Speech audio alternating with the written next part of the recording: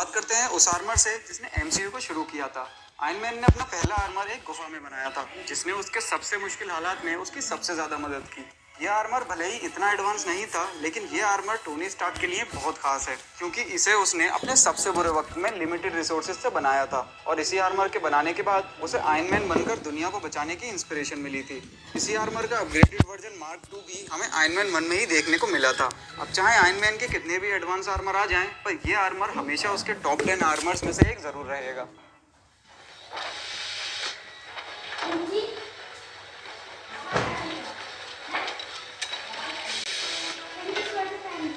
Tony Stark का तीसरा और पहला फुली ऑपरेबल आर्मर था मार्क 3 आर्मर। इस आर्मर को टोनी स्टार्क ने क्लासिक रेड और गोल्ड कलर स्कीम में बनाया था, और मार्क 2 की आइसिंग प्रॉब्लम को भी उसने इसमें सॉल्व कर दिया था। यह आयरन मैन का पहला हाईटेक आर्मर था। ये सुपरसोनिक स्पीड से उड़ सकता था, और साथ ही ये बहुत ही एडवांस वेपन से लैस था। यह आर्मर बुलेट प्रूफ था, और इसने एक टैंक तक के अटैक को झेल लिया था। इस आर्मर से आयरन मैन ने दिखाया कि वो कितना पावरफुल है।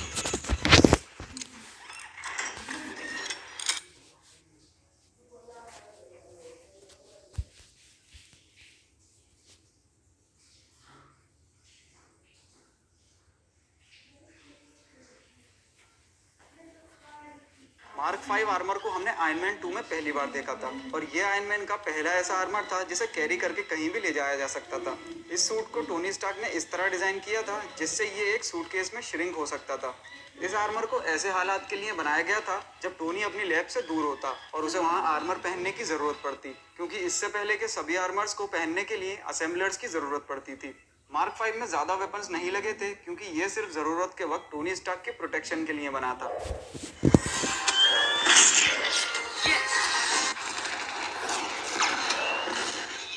वॉर मशीन आर्मर एक्चुअल में मार्क 2 आर्मर का अपग्रेडेड वर्जन है। इसे जेम्स रोड ने टोनी स्टार्क से ले लिया था, और उसके बाद जस्टिन हेवर ने इसमें एडिशनल वेपन्स लगा दिए थे। ये सूट अपने पावरफुल वेपन्स के लिए जाना जाता है। इसका सबसे आइकॉनिक वेपन है इसकी बैक पे लगी हुई मिनीगन। यह armour Captain America Civil War से एंड गेम तक बहुत हेल्पफुल साबित हुआ, और इसी आर्मर ने रोडी को भी एवेंजर्स टीम का एक इंपॉर्टेंट मेंबर बना दिया।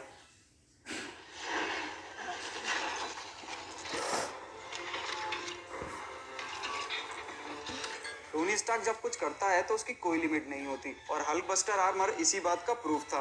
इस आर्मर को हल्क को कंट्रोल करने के लिए बनाया गया था, और हल्क की स्ट्रेंथ को मैच करने के लिए इसमें मल्टीपल आर्क रिएक्टर्स लगे थे। इसके अलावा यह आर्मर अपने खराब हुए पार्ट्स को बैटल टाइम में ही रिप्लेस कर सकता था। यह आर्मर टोनी स्टार्क का बनाया हुआ सबसे स्ट्रॉन्ग आर्मर था, जिसने एज ऑफ अल्ट्रॉन में हल्क को धूल चटा दी थी।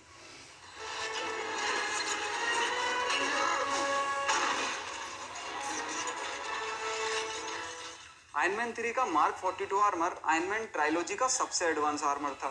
ये एक ऐसा आर्मर था जिसे टोनी स्टार्क दुनिया के किसी भी कोने से वहीं रहकर कंट्रोल कर सकता था। इसके लिए उसे आर्मर को पहनने की जरूरत नहीं थी, और इसके अलावा इस आर्मर के हर पार्ट में खुद के जेट्स भी लगे थे, जो उड़कर कहीं भी जा सकते थे और किसी की भी बॉडी पे असेंबल हो सकते थे। इस आर्मर की इस एबिलिटी की वजह से ही टोनी स्टार्क ने खुद को और पेपर को उसके घर पे हुए अटैक से बचाया था। क्या बात है! हम जगह में कैसे दुश्मन को मार के हल्क बस्टर किया था। और अगर इस आर्मर को एज ऑफ अल्ट्रॉन में ही खत्म कर दिया जाता तो ये बहुत ही disappointing. Hulk buster armour Tony Stark का एक ग्रेट इन्वेंशन था, और अगर इस आर्मर को एज ऑफ अल्ट्रॉन में ही खत्म कर दिया जाता तो ये बहुत ही डिसअपॉइंटिंग होता। पर थैंकफुली इन्फिनिटी वॉर में हल्क बस्टर को दोबारा यूज किया गया, जिसने ब्रूस की उस वक्त मदद की जब हल्क एक्शन में नहीं था। यह आर्मर हल्क बस्टर का ही अपग्रेडेड वर्जन था, जिसे ब्रूस ने खुद के लिए मॉडिफाई किया था। यह आर्मर अपने पिछले वर्जन से भी ज्यादा पावरफुल था, क्योंकि इसने कल ऑब्सिडियन को भी हरा दिया था, जो ब्लैक ऑर्डर में फिजिकली सबसे स्ट्रॉन्ग कैरेक्टर था।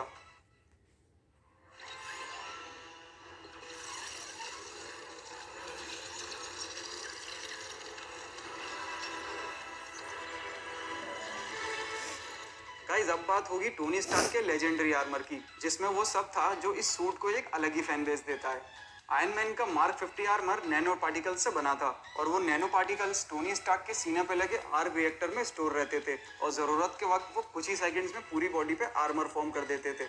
इस आर्मर की सबसे खास बात थी इसकी shape shifting ability. Nano technology की वजह से टोनी इस आर्मर में बहुत तरीके के वेपन्स फॉर्म कर सकता था। यह आर्मर फिजिकली इतना स्ट्रॉन्ग था जिसने पावर स्टोन के अटैक तक को झेल लिया था, और इसी आर्मर में टोनी स्टार्क ने थैनोस का खून निकाल दिया था। भले ही टोनी स्टार्क इस